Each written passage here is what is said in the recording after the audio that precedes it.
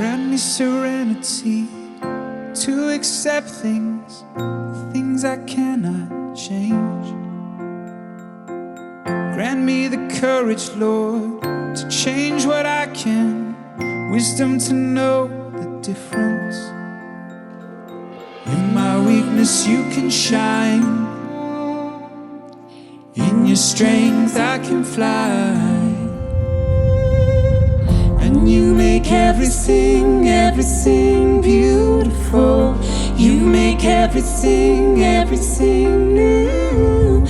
You make everything, everything beautiful. In its time, in your time, it's beautiful. Grant me serenity, Lord, and patience, for things will take time. Grant me freedom to walk a new path, and let me feel your love. In my weakness you can shine, in your strength I can fly. And you make everything, everything beautiful. You make everything, everything new. You make everything, everything beautiful. In its time, in your time, it's beautiful. Lifting open hands to you, my Savior, beautify my soul. Knowing you redeem my pain and failure, purify my soul. Purify my soul. And you make everything, everything beautiful. You make everything, everything new. You make everything, everything beautiful. In its time, in your time, it's beautiful. It's beautiful. It's beautiful.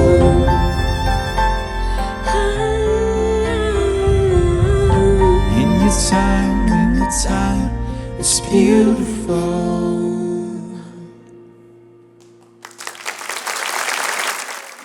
On this very special edition of the show, we're talking about the inspiring story of the Smallbone family, told in the new film, Unsung Hero. My next guest are the mother of that family and her daughter, one of the biggest names in contemporary Christian music, 9 #1 hits and a Grammy Award to prove it. Please welcome Helen Smallbone and Rebecca St. James. Great to have you guys here.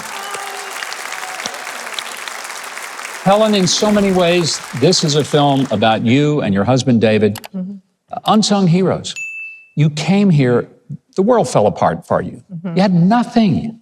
I mean, nothing. Not a house, not a car, not a job, income. That's pretty much rock bottom.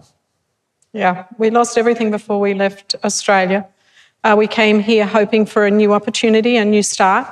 But yeah, you arrive, you've got your suitcases. We had 16 suitcases. There were 6 of us and I was pregnant. At that point, I had not even been to a doctor. So it's a real, you're in a very vulnerable scenario. Were you feeling abandoned by God? Did you ever feel like, Lord, why have you forsaken me? Actually, no. To tell you the truth, I think when each of us faces a crisis in our lives, it shows us where our foundation is, what's our strength and where does it come from. And we were very fortunate, both David and I, to grow up in Christian homes. We had great role modelling from our parents. We had a strong foundation of faith, and it was our faith that showed us through. And I knew that leaving Australia was right. Had no idea where God was taking us necessarily, had hopes, obviously, and dreams. But our foundation was definitely him, and he turned up. God promises he'll never leave us or forsake us, that he's with us to the end of the age. And we saw it, that he would provide us with our daily needs, that he would care for us, and we just saw miracles. What are some of the things that you did see? Because, you've just described a life of almost homelessness? Nothing? Well, we did have a house, a rental home. But how did God start providing for your family? Well, we moved into our rental home. We had no car, we had no furniture, no beds.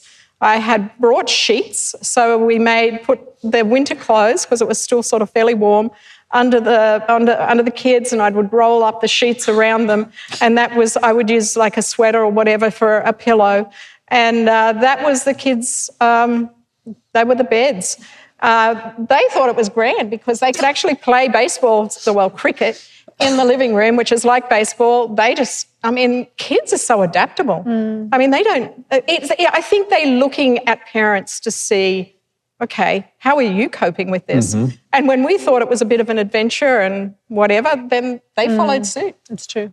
You have to look back and say, his hand is mighty. His hand is mighty. He's given me a verse that I think sums up our life, and even in this stage with the movie, sums it up even more, and it's Ephesians 3:20, and my paraphrase is, God can do much, much more than anything we can ask or imagine for His glory and through His strength. And He's done that. He's fulfilled that. He also gave me another promise.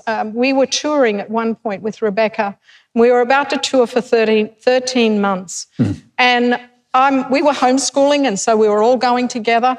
And I was like, I can just see these kids one day are going to sit back and say, Mum, you just ruined my life. I mean, we don't know anything. Like, we're going to have to go back and do study, And so I went to God and I said, what's my expectation here? Like, what am I meant to do? How am I meant to view this?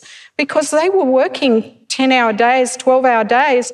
Couldn't ask them to do schoolwork as well. And He gave me a promise, and the promise was, I'll teach them what they need to know. And He's fulfilled that. I can look at each one of them, and He has done that. Mum and Dad were really kind in letting us, steward their story. I found out something just a couple of days ago that I didn't know. Because we let them read the script beforehand, to get their sort of blessing on it. And Dad said to me a couple of days ago, he's like, you